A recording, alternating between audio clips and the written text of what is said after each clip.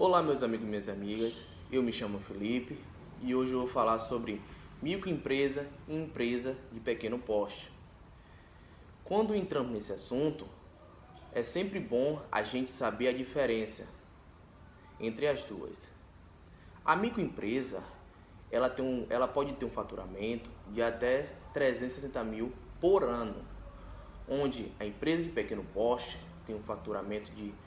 pode ter um faturamento de 360 mil até 4,8 milhões por ano.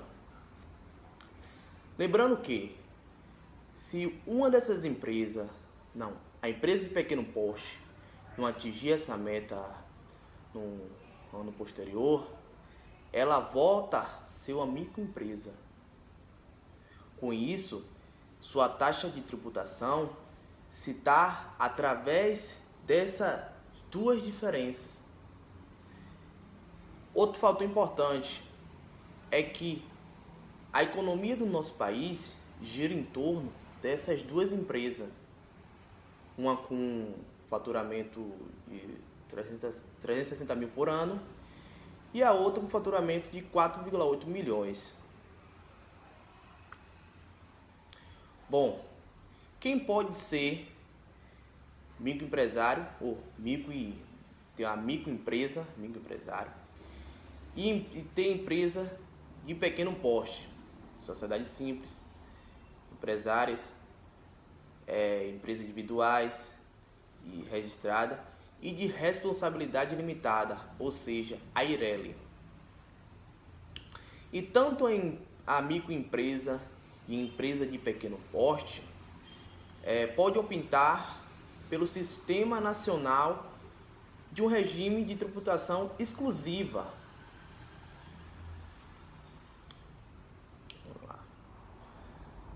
Sua existência está prevista na sua Lei Complementar 123, onde institui a previsão legal de microempresa e empresa de pequeno porte, onde se tem essa diferença através da tributação. E suas vantagens de ter uma empresa dessa se tem através de critério de desempate, de licitações públicas. Também tem a possibilidade de dispensa, obrigações trabalhistas e entre outras. Bom, caso a empresa não esteja enquadrada você tem uma empresa e não esteja enquadrada na microempresa e na empresa de pequeno porte, mas fature dentro dos limites previstos, basta chegar na junta comercial do seu estado e fazer a regulamentação precisa para estar de acordo com a lei. Por fim, caso a pessoa queira ter seu microempreendedor e ter uma empresa de grande porte para ter todos esses benefícios da taxa de legalização, é sempre bom procurar um contador, porque ele tem a sua especialidade como profissional para orientar cada pessoa como funciona os trâmites de cada empresa. E com isso, pessoal, finaliza esse assunto aqui de microempresa, empresa pequeno porte, que é um assunto tranquilo, que é sempre bom observar a questão dos tributos, entendeu? Dos faturamentos, e cada empresa ela compõe. Isso aí, obrigado. Olá, eu me chamo Sóstenes e eu vou falar sobre as inscrições e as baixas nas ME e na EPP, certo? A inscrição e a baixa das ME e das EPP está regulamentada na Lei Complementar 123, do artigo 4 ao artigo 11. Entre os pontos principais se destacam os seguintes: não precisa da assinatura de um advogado para abrir uma ME ou uma EPP, basta a assinatura dos sócios. Fica reduzidos a zero todos os custos, inclusive os custos relativos a tributos, abertura, inscrição, registro, funcionamento, alvará, licença, cadastro, as alterações também e os procedimentos de baixas e encerramento.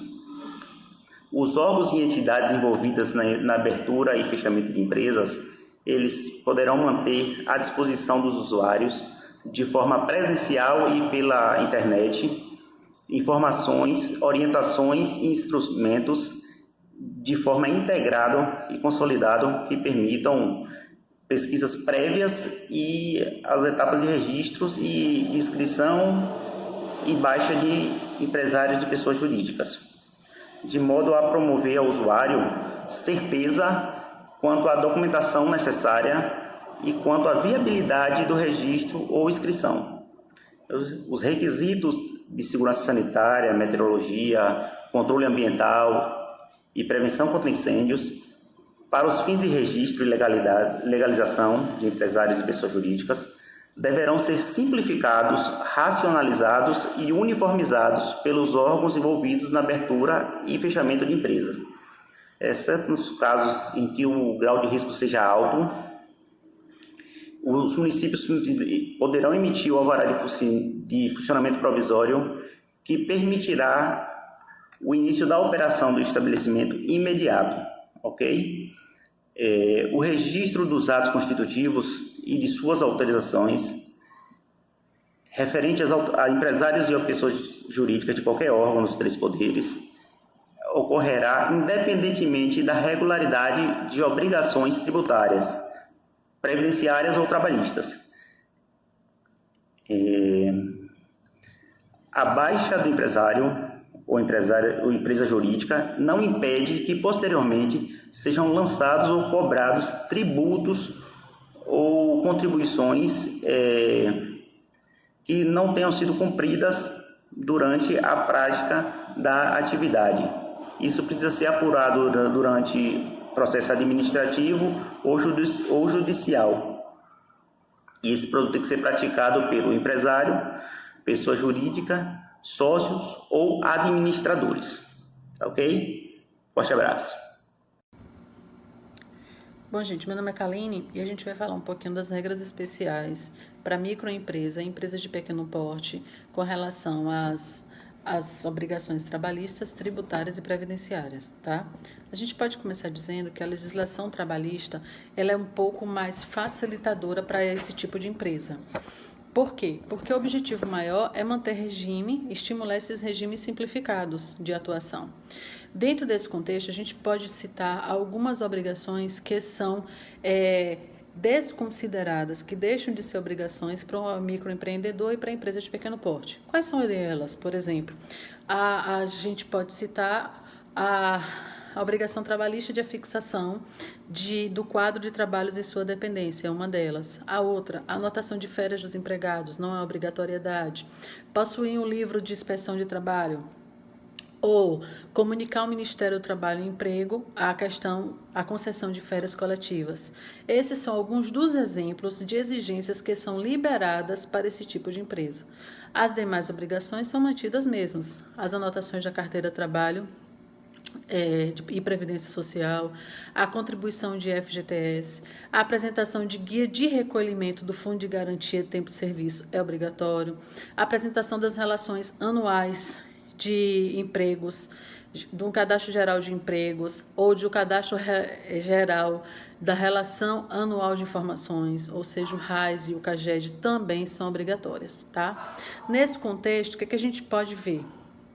A gente pode perceber que as atividades fiscalizadoras sobre essas empresas são atividades que não são tão punitivas, são mais atividades pedagógicas, chamadas pedagógicas, ou atividades de orientação, de contribuição para essas empresas, para que corrija as não conformidades, certo? A gente pode falar também dos MEIs. O que são os MEIs? São atividades econômicas, que são consideradas profissionais, organizadas para a prestação de bens ou serviços. Os MEIs, eles podem ter, a nível de relações trabalhistas, eles podem ter um único funcionário. Se porventura esse funcionário se afastar, ele pode ser substituído no tempo de afastamento do funcionário anterior, tá? Como é que faz o pagamento desse funcionário? Deve ser de acordo com o salário mínimo ou com o salário base vigente, certo? E tem que ter o recolhimento também de FGTS para esse funcionário. Como é que faz o pagamento desse funcionário? Deve ser de acordo com o salário mínimo ou com o salário base vigente, certo? E tem que ter o recolhimento também de FGTS para esse funcionário. A gente percebe claramente que a legislação traz, então, orientações especiais para esse tipo de empresa. Porque o objetivo maior, antigamente, percebia uma grande dificuldade para a abertura de empresa no mercado, de microempreendedor, das microempresas e de empresas de pequeno porte. Hoje, é claro que a legislação trabalhista estimula esse tipo de situação, onde o empresário pode ter para aumentar a renda nacional e ter umas facilidades no que tange a montagem e instituição da sua empresa, ok? Olá, hoje vamos conversar um pouco sobre o fim da antiga Sociedade de Garantias Solidárias, das regras essenciais de apoio ao desenvolvimento empresarial, das regras especiais de apoio creditício e das linhas de crédito. Pois bem, infelizmente, ao decorrer de um certo tempo, os pequenos empreendedores possuem grandes dificuldades para ter acesso à sua linha de crédito. E a falta de recursos, para a estruturação do seu empreendimento é algo extremamente desanimador. Logo, o crescimento da sua empresa fica estagnado. E quando se consegue ter acesso a essa linha de créditos, com taxas e juros extremamente exorbitantes, causando assim um curto, e principalmente a longo prazo, a instabilidade do empreendimento. É justamente a questão das startups, que hoje com cerca de 13 mil unidades aí em todo o Brasil, e vem movimentando muito a economia brasileira, e é de uma forma extraordinária. Por parte disso, logicamente, a startup ela parte de uma ideia que sem o crédito torna-se impossível, ela fica ali estagnada e dificilmente se consegue fazer a startup sair daquele determinado planejamento e ser colocado em prática. O sistema convencional, Esse é o sistema convencional que dava acesso para quem tinha uma garantia, seria uma espécie de penhora, E atualmente, através da lei complementar 169, sancionada em dezembro de 2019 pelo presidente da República, e aí a partir daí uma nova história começa a ser descrita, Pois bem, das regras essenciais de apoio ao desenvolvimento empresarial. A questão da inovação, A questão da inovação, melhorar sempre todo o processo da empresa, é o diferencial. A quantificação, O empreendedor ele deve ter o conhecimento e o domínio dos números, das condições do empreendimento, o planejamento, a ordem, o foco, uma boa orquestração, o projeto sendo bem orquestrado faz toda a diferença. Das regras especiais de apoio creditício, o presidente agora atualmente sancionou a lei 13.999 de 2020, que institui o PRONAMP, o Programa Nacional de Apoio às Microempresas e Empresas de Pequeno Porte, para o desenvolvimento e fortalecimento dos pequenos negócios, principalmente agora durante esse período da pandemia. Então, uma linha de crédito destinada às empresas de pequeno porte ou microempresas, isso enquadradas na lei complementar 123 de 2000. Oi pessoal, eu sou Paloma Trindade, eu faço parte do grupo de microempresas e empresas de pequeno porte. Eu vou abordar o seguinte tema, que é a comprovação da regularidade fiscal e de outros requisitos formais da habilitação. O artigo 42 da Lei Geral diz que, nas licitações públicas, a comprovação da regularidade fiscal das empresas ou microempresas e de pequeno porte somente será exigida para efeito da assinatura do contrato. Já o artigo 42 da mesma lei dispõe que as microempresas e empresas de pequeno porte devem ser interpretadas em conjuntas. E essa interpretação conclui que a ME e a EPP não estão dispensadas de apresentar a documentação relativa. Sendo assim, conjugando os artigos 42 e 43, resulta que a vontade legislativa consiste em submeter o licitante a apresentar desta logo toda a documentação atinente à regularidade fiscal. O artigo 42 não significa, ou melhor, não dispensa a apresentação dos fatos, mas apenas que o licitante não será excluído do certame se houver algum defeito.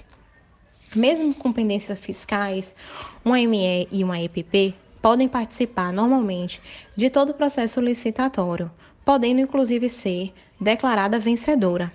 A efetiva regularização fiscal só será exigida, então, quando a celebração do contrato, mas se a ME ou a EPP apresentar a documentação fiscal será classificada do certame, porque a lei não lhe isenta do dever de apresentar os documentos anteriores, mas sim, ela obriga a estar regularizada.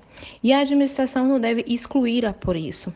Se o licitante vencedor ser uma ME ou uma EPP com pendências fiscais, o inciso 1º do artigo 42 diz que, havendo alguma restrição não comprovada da regularidade fiscal, será assegurado o prazo de 2 dias úteis, cujo termo inicial corresponderá o mesmo que o proponente ter declarado vencedor do certame, prorrogáveis por um período. A lei diz que o prazo se inicia a partir do momento em que o proponente for declarado o vencedor do certame. A resposta de algumas indagações parece ter sido dada pelo inciso 2º da norma em questão. No caso, se a documentação não estiver prevista no inciso 1º deste artigo, implicará a decadência do direito à contratação, sem prejuízo das sanções previstas no artigo 81 da Lei de 8.666, de 21 de junho de 93, sendo obrigação da administração convocar os licitantes remanescentes. Somente após a adjudicação do objeto licitado da ME ou EPP, é considerado vencedora a partir do contrato de um prazo de até 2 dias úteis. É importante salientar que o artigo 42 e 43 da Lei Geral aponta que a ME e as EPPs fossem registradas no órgão profissional. E se estiver com anuidades atrasadas, poderá participar de um outro certame. As regras especiais do desempate em favor das MEs e EPPs têm alguns privilégios nessas licitações. Segundo os mesmos, as licitações será assegurada como critério de desempate, com preferência de contratação para as microempresas e empresas de pequeno porte. Porém, resta ressaltarmos alguns detalhes. No inciso 1º do artigo 44 e o inciso 2º diz que a lei criou um empate ficta ou de ficção, uma vez que configura juridicamente não apenas quando houver mais de uma proposta com valores idênticos, mas também serão considerados um empate às situações em que a diferença entre as propostas se enquadre num determinado limite. O artigo 45 da lei prevê soluções distintas do inciso 1º. Prevê a lei das microempresas ou da empresa de pequeno porte, bem classificadas, poderá, sendo assim, apresentar a proposta de preço inferior àquela considerada vencedora do certame. Situação essa que será adjudicado em seu favor o objeto lícito. Isso no inciso 1º. Já no inciso 2º, estabelece uma solução prevendo não ocorrendo a contratação da microempresa ou empresa de segundo porte.